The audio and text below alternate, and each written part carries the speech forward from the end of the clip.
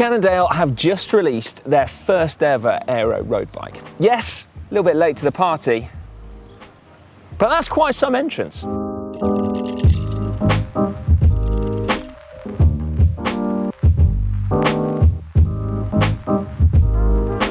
It's called the SystemSix, and Cannondale fans might remember that there was a bike with this name from back in the mid-noughties, but make no mistake, this one is all new.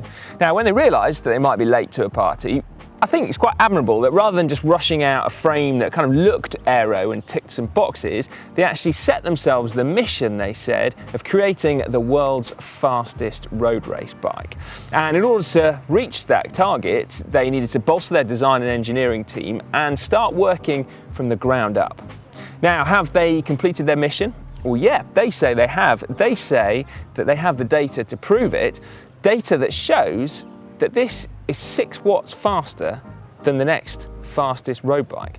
And they tested this one and all the other bikes on the market in the San Diego wind tunnel. And whilst amassing that vast quantity of data, their lead aerodynamicist, Nathan Barry, also created what I think is a particularly exciting new metric, which kind of simultaneously analyses and weighs up the data across all yaw angles and kind of condenses it into one figure called yaw weighted drag. Firstly though, what makes this fast? Well, like a few recent aero bikes, this needs to be viewed as the complete package. A complete system, if you like. So yes, the frame and fork are super aero, but then so too are the new components called knot, as in the wind speed. So the bars, the stem, the seat post, and also brand new wheels, which I'm particularly excited about, because who isn't excited about brand new wheels? I won't get ahead of myself though. Let's start with the frame. It is disc specific, as you see, but there is literally no rim brake option. And Cannondale said this allowed them to actually design a fast bike. And you'll see at first glance there are quite a few hallmarks of aero road bikes, so those dropped seat stays there.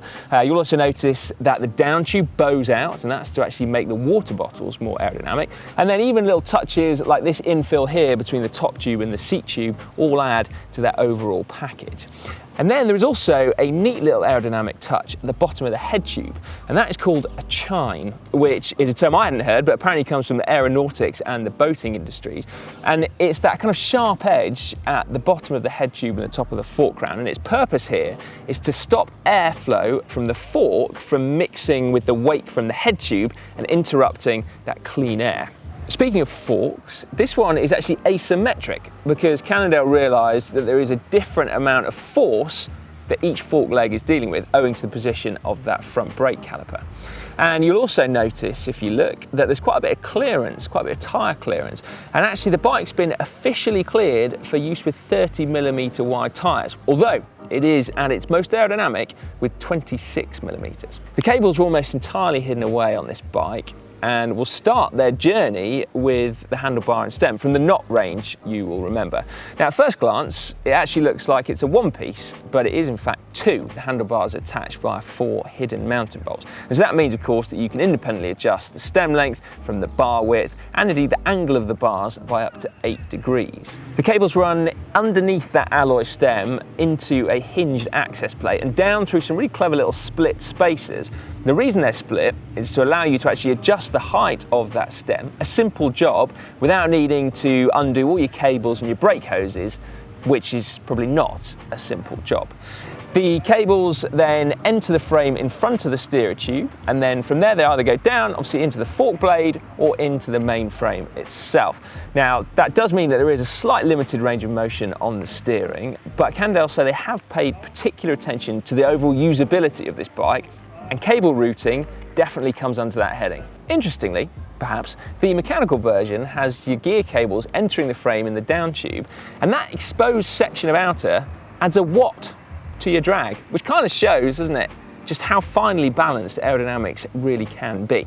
And what about these wheels then? They're not 64s. All right, they are 64s, but you know what I mean. Anyway, by making them disc specific, Cannondale think they might have created just about the fastest wheel set for this particular depth.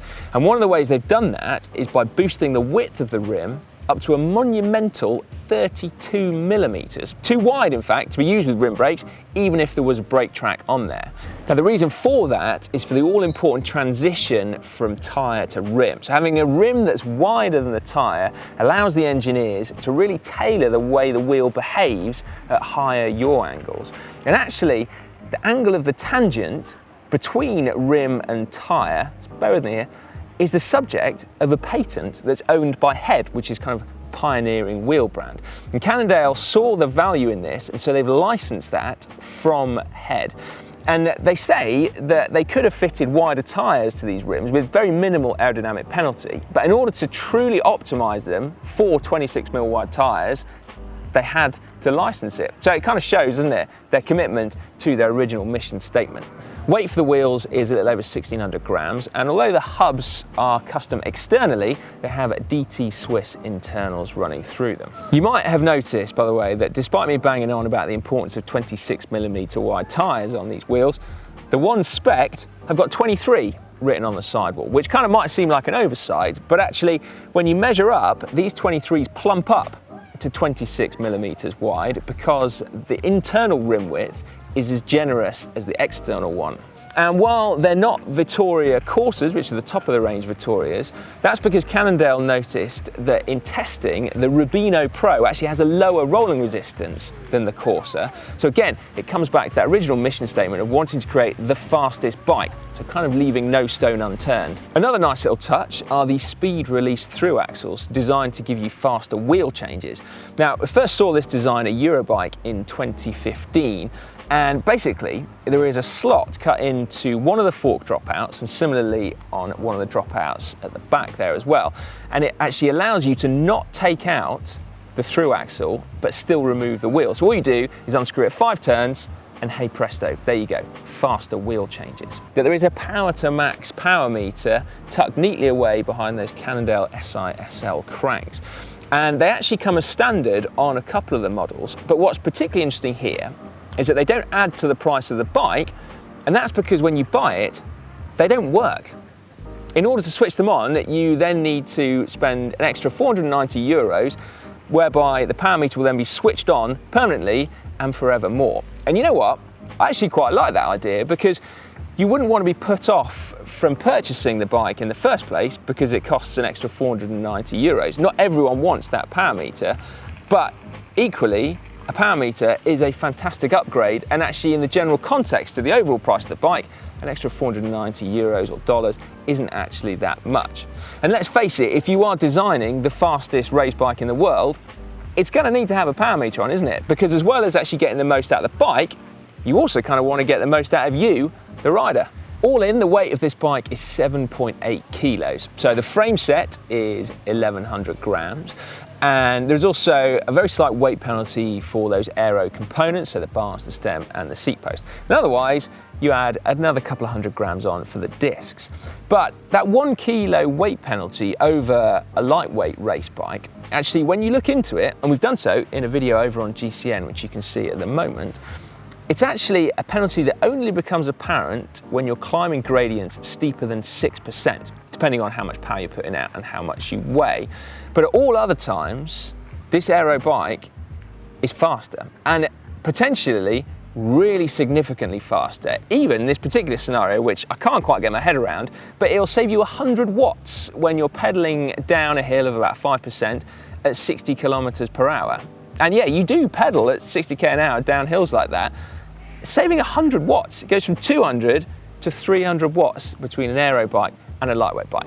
As you can see, I'm still struggling to process that information because I think it's quite bonkers. Right, as I mentioned a couple of minutes ago, we do have a video over on GCN weighing up the relative merits of aero bikes. Can they climb? Is a question that we find an answer to. So you can get through to that video by clicking on screen now.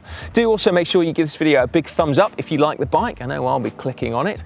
And then if you'll excuse me, I'm off to go and ride this as fast as I possibly can.